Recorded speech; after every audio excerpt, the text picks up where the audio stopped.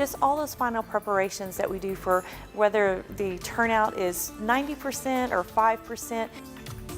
Voters can head to the polls today for early voting and special elections. We'll look at what issues are on the ballot and how election workers have been getting ready. And while this morning is beautiful out there right now, later on this afternoon, this evening, some scattered showers back in the forecast. We'll talk about it coming up. Plus, the latest on a hearing for a triple murder suspect. We'll have an update from the courtroom. First, a live look out in Rogers. Good morning to you there. Your 5 News this morning starts now. Covering news where you live. This is 5 News This Morning. I say it a lot. That is one of my favorite shots. You have the sunrise, the colorful clouds with the crosses. Yeah. It's so pretty. It is pretty out there this morning, pretty everywhere this morning. Comfortable out there as well as you head out the door. Now, once you head out the door, grab the umbrella.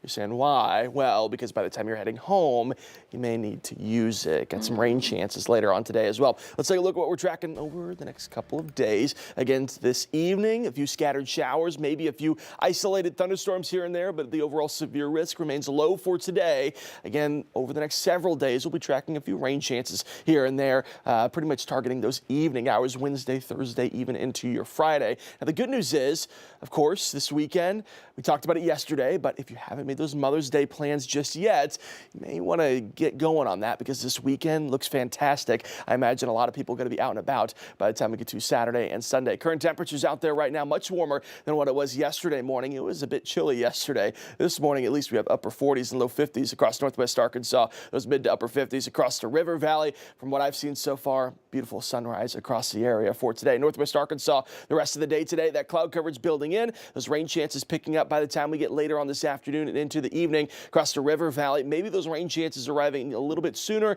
just afternoon for us. Daytime highs still upper 60s and low 70s. This is what it looks like on Futurecast. Again, that cloud coverage going to build in, and by the time we get to this afternoon, definitely this evening, those scattered showers would be with us. Let's get a check of traffic out there this morning. Here's a live look out across I-540 there, crossing over the Arkansas River. Good morning to you there. Look at that sunrise. No accidents, no slowdowns. That drive into work looks great. All right, thanks for that, Stephen. Well, today at the White House, President Trump meets for the first time with Canada's new Prime Minister, Mark Carney. This amid his growing trade war. Canada, hit hard by U.S. tariffs, has slapped its own counter tariffs on billions of dollars worth of U.S. goods. Meanwhile, Trump has threatened to impose 100% tariffs on movies made outside of the U.S. White House officials say no final decisions have been made, but some in Hollywood say they are stunned. Everybody's very afraid, that's for sure. Everybody's very worried. I'm not looking to hurt the industry. I want to help the industry. Also on Monday, the Trump administration announced a program offering $1,000 in free airline tickets to undocumented migrants who want to voluntarily leave the U.S. Migrants must register through the Customs and Border Patrol app, with payment to be given after the person has left the country. Well, jury selection is underway in the federal trial of Sean Diddy Combs. During the trial, the entertainment mogul is expected to come face-to-face with his 4 accusers. Prospective jurors are being asked questions such as whether they have been the victim of a crime or have feelings concerning violence and sexual assault. Combs faces 5 charges, including sex trafficking and racketeering conspiracy. Last week, he rejected a plea deal. If convicted, he could spend the rest of his life in prison. Well, developing this morning, police say at least 7 people are injured after a shooting in Oklahoma City. That's according to our CBS affiliate in OKC. Police say that it started as a fight on Monday night. Right now, the conditions of the victims are unknown, and police have not released any suspect information. An investigation is underway into what caused a boat believed to be carrying a group of migrants to capsize off the coast of California. Officials say the incident on Monday left 3 people dead, 4 injured, and at least 7 missing. The U.S. Coast Guard says that it is unclear where the boat was coming from. They believe that it flipped over about 35 miles north of the Mexican border on its way to San Diego. Well, this week brings a major new development in the Middle East. Israeli officials now telling the Associated Press that a new plan has been approved to seize all the territory in Gaza and then occupy it indefinitely. This comes as the Israeli military called up tens of thousands of reservist soldiers over this past weekend. Critics call the plan, quote, a failed strategy, saying none of the 59 remaining hostages have been freed since Israel broke a ceasefire with Hamas 6 weeks ago.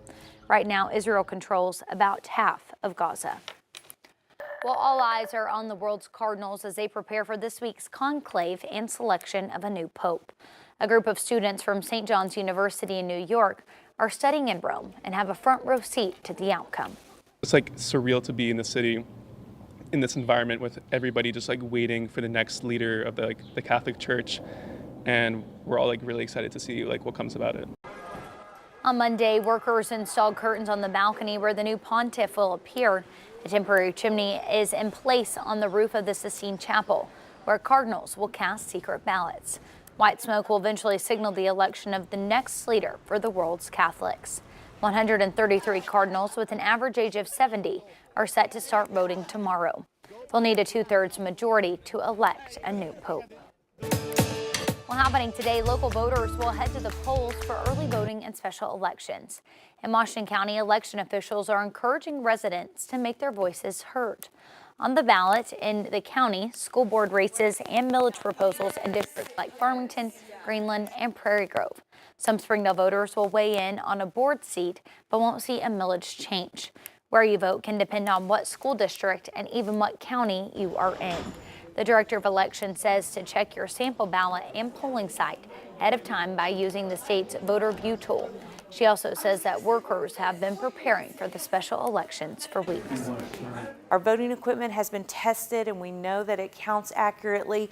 And then just all those final preparations that we do for whether the turnout is 90% or 5%, we're going to walk through the same exact process, making sure that we get everything ready for the voters.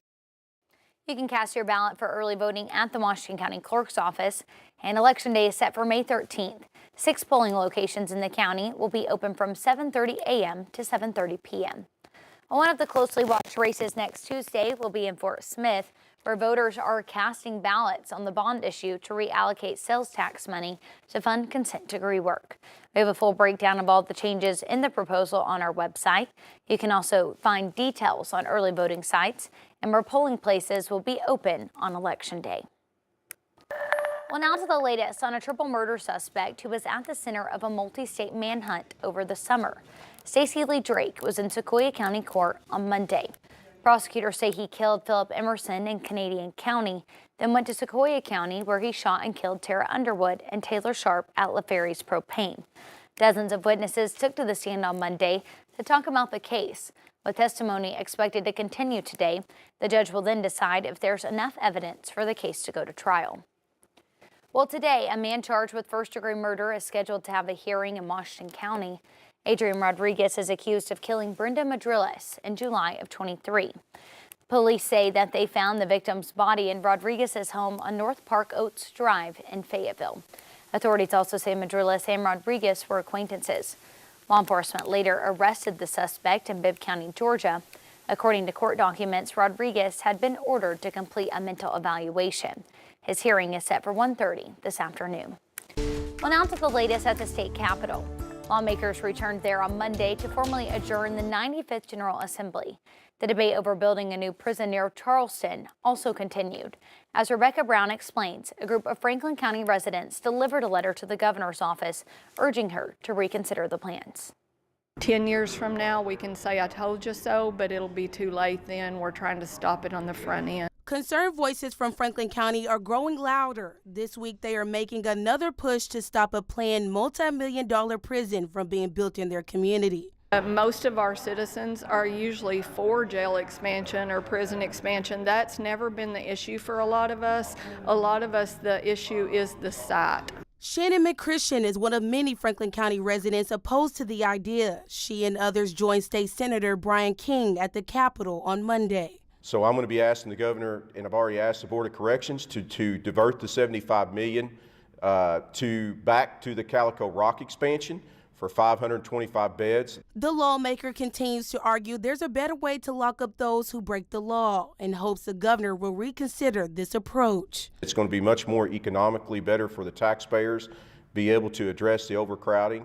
The second part in the letter is what I've said all along. I mean, we have 8 counties that make up contribute 2 out of 3 inmates to incarceration. But President Pro Tem Bart Hester disagrees. Senator King provides lots of options that aren't taken seriously in this legislature. Senator Hester says the $75 million already allocated for the Franklin County Prison is already in motion. Ample money to do the architecture, engineering, hopefully some dirt work plans, and really give the legislature a firm number on what this prison looks like. I think with that firm number, we'll have the appropriation to continue on. Both sides remain firm in their positions on whether a prison should be built in Franklin County. Well, here's what we know. We have to build a prison. We bought a huge property, and if we got to move it to one side or the other or back or forward or central, we're going to do that. With this site location, doesn't serve the taxpayers, it doesn't serve anybody in Arkansas, and we need to move the needle back to something more economically. Rebecca Brown, 5 News.